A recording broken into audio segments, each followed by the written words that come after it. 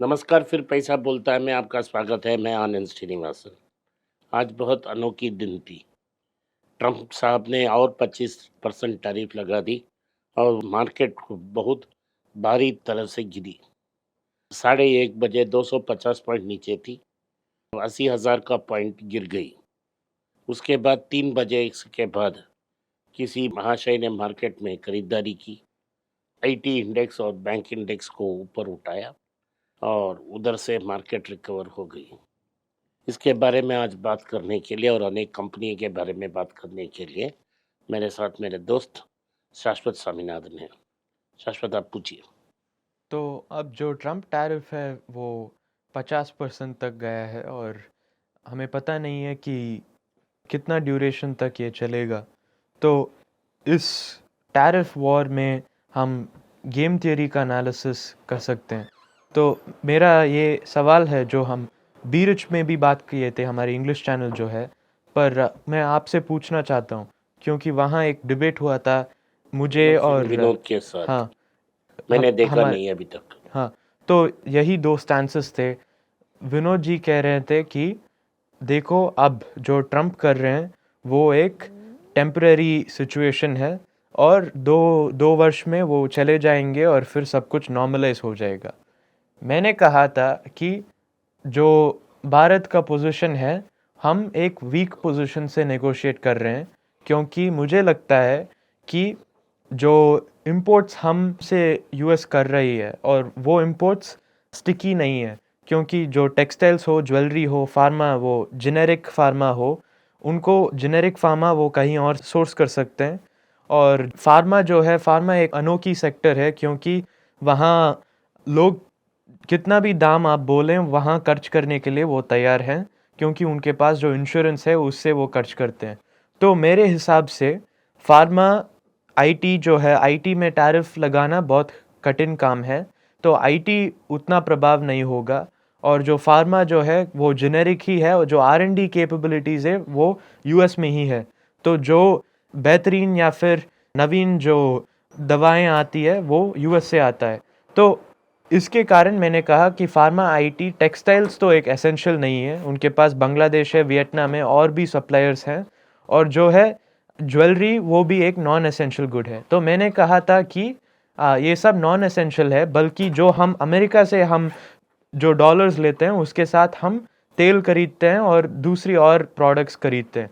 तो अगर हमें ये बिजनेस या फिर व्यापार नहीं आता तो हमें डॉलर्स नहीं मिलता और इस डॉलर से हम हमारी स्टिकी इंपोर्ट्स जो हैं हम उसे खरीद नहीं पाएंगे, तो इन्फ्लेशन और ज़्यादा बढ़ेगा और जो आरबीआई का गवर्नर है उनको मैन्यूवर करने के लिए रूम नहीं मिलेगा। तो ये मेरा रीजनिंग था और मैंने कहा कि अगर वो व्यापार भी नहीं आता, फिर एक या दो कंट्रीज हैं जिसके साथ हम एक पॉजिटिव करंट सरप्लस मेंटेन करते हैं और उसमें हमारा बड़ा ट्रेडिंग पार्टनर जिसके पास हमारा एक सरप्लस है, उनके साथ हम ट्रेड नहीं कर पाए तो बहुत मुसीबत आएगी हमारी अर्थव्यवस्था के लिए।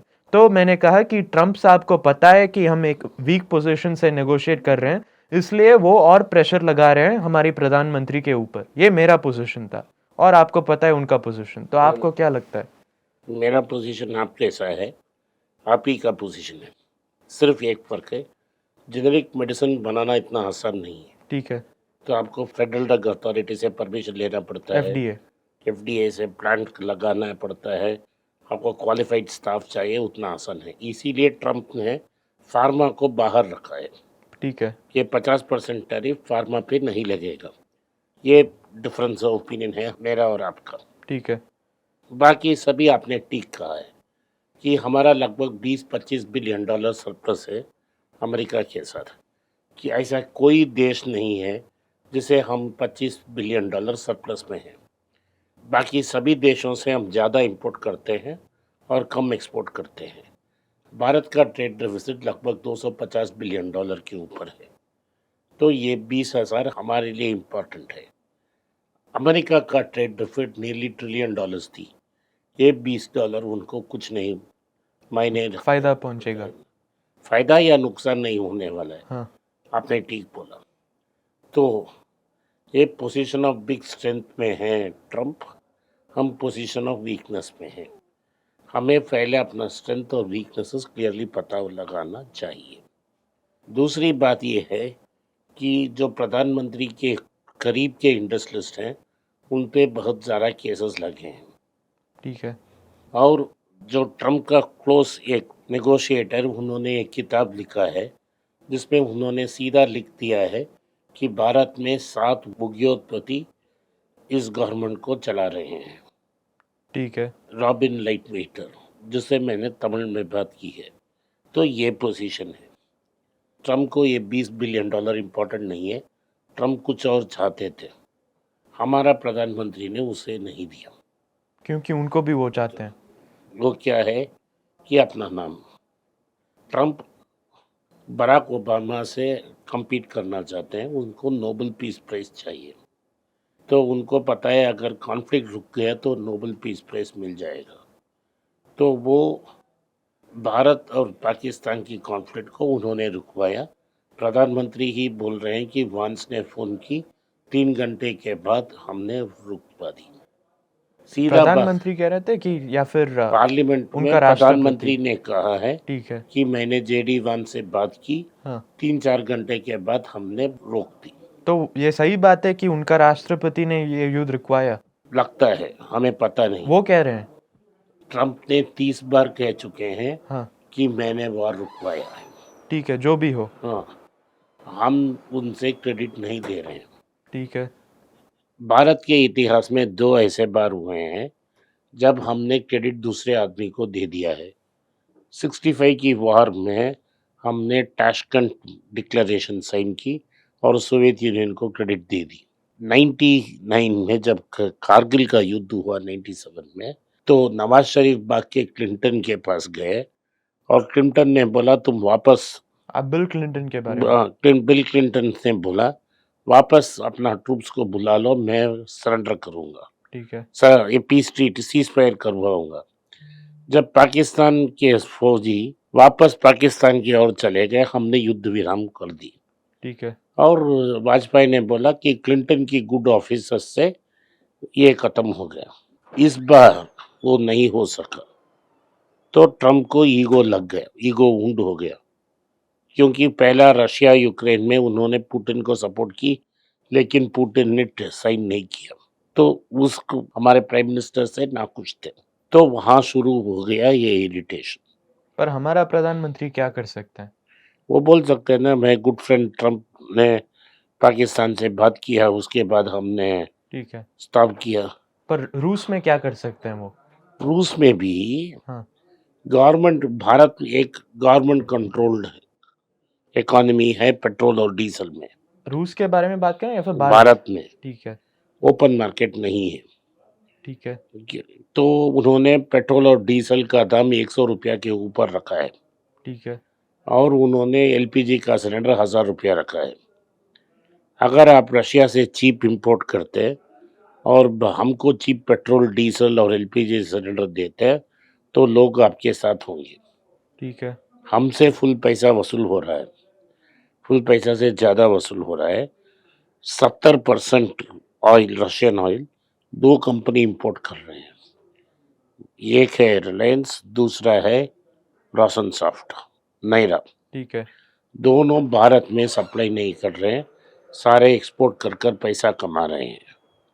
सो सिर्फ 2 लोग प्रॉफिट 70%। अगर 100 बैरल भारत में आ रहा है, पर इसमें हमें टैक्स का बेनिफिट मिल रहा है? क्या टैक्स बेनिफिट मिलेगा? अगर भारत में बेचेगा तो आपको टैक्स मिलेगा। ठीक है। आपको इनकम टैक्स मिलेगा। हाँ। आपने 1 लाख करोड़ का इंपोर्ट प्रॉफिट मुनाफा किया तो 25,000 हो गया। ठीक है। तो उसको गवर्नमेंट को, सरकार को, कंपनी को 75,000 मिल रहा है। सही है। तो ट्रम्प जानते हैं कि भारत के लोग प्राइम मिनिस्टर को इसमें बैक नहीं करेंगे, क्योंकि उनको फायदा नहीं मिला ना। हाँ। किसी 1 या 2 आदमी को फायदा मिला। और अब बोल रहे हैं भी, वो कल से वो बोल रहे हैं ये बिलियनर के लिए काम करते हैं। कौन बोल रहे हैं? ट्रम्प का फ्रेंड, स्ट्रैटेजी। ठीक है।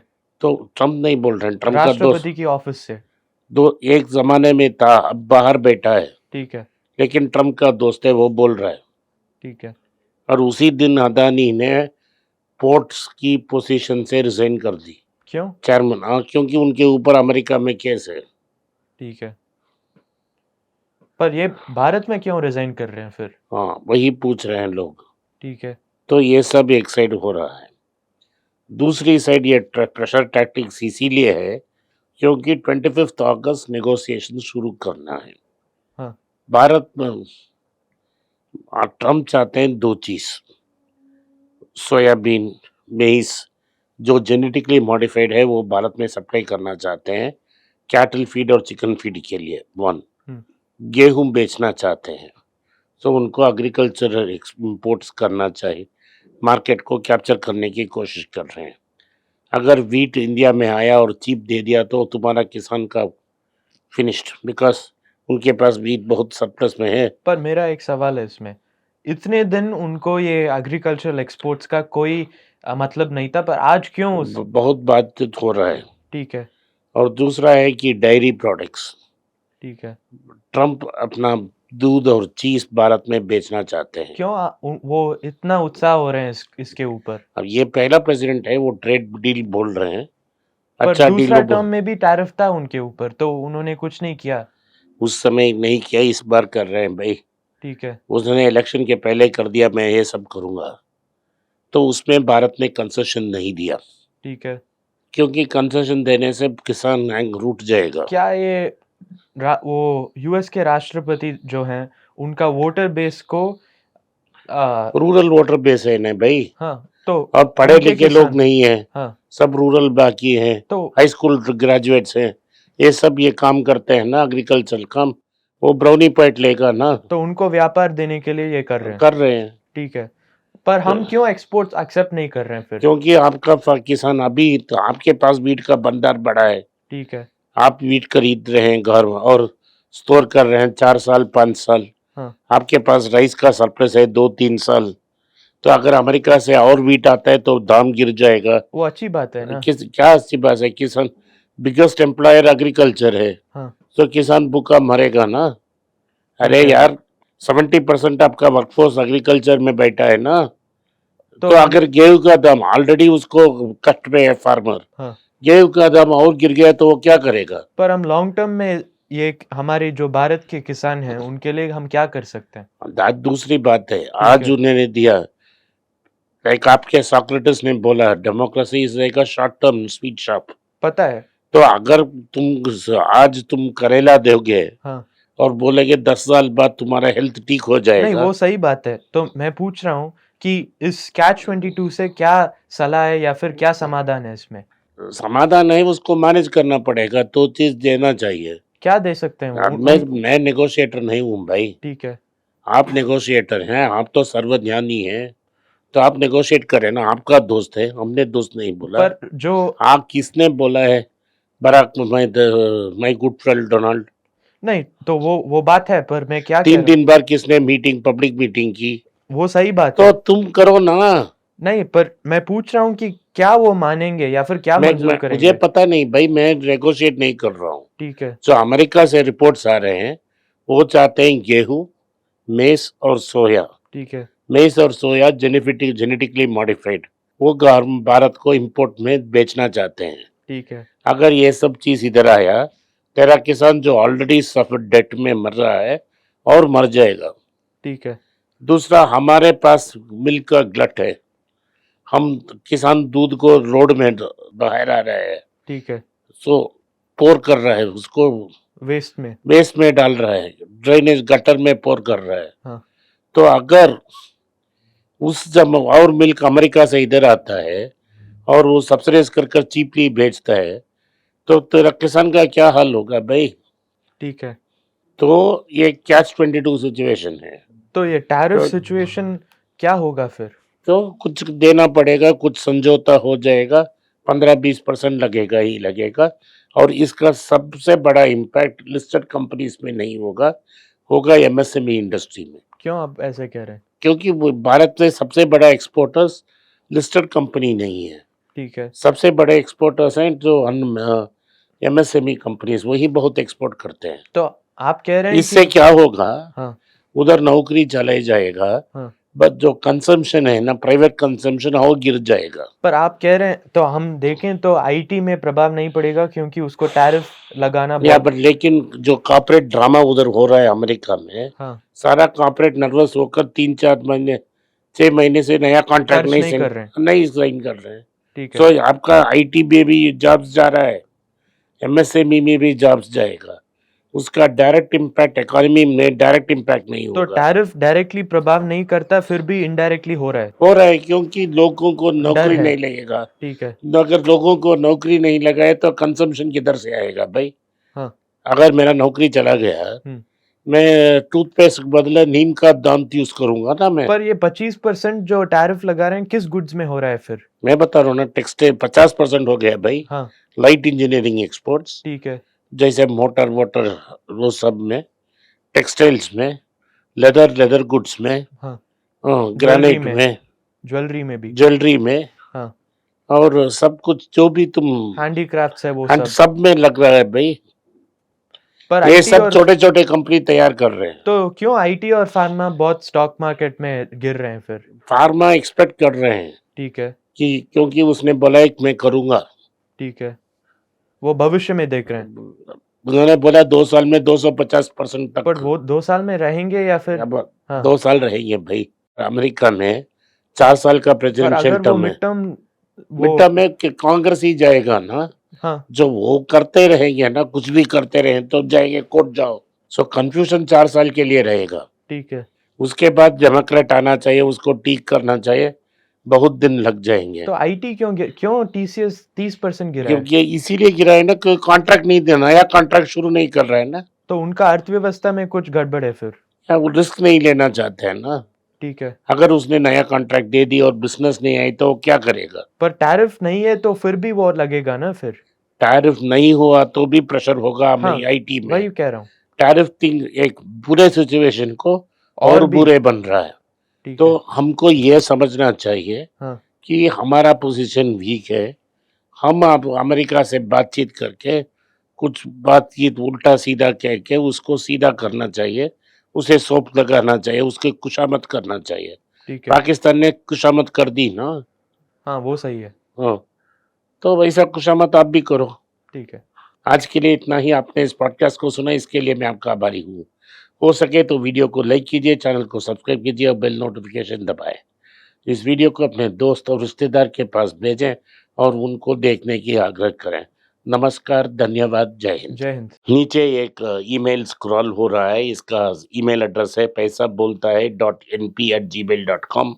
अगर आप मुझसे संपर्क करना चाहते हैं तो इस ईमेल में मेल भेजें, मेरी टीम आपसे बात करेगी। फिर से बता रहा हूँ मैं, paisaboltahai.np@gmail.com। इसमें आप मेल भेज सकते हो, मेरा टीम आपसे संपर्क करेगा।